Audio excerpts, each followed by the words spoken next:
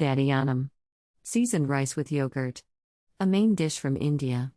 Serves 4. You will need 12 ingredients.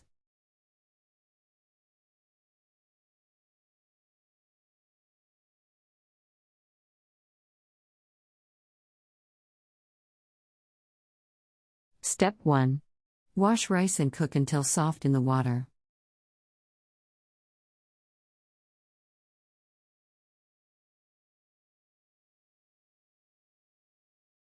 Step 2. Mix yogurt and salt. Mix to rice.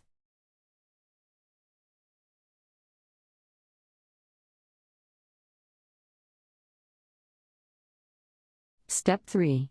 Heat ghee on medium heat and add ginger, chili, curry. Fry 1 minute.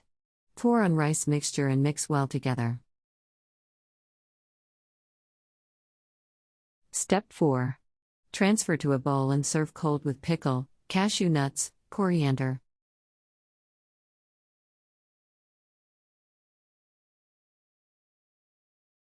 Country Reports, Culture, Countries, Travel.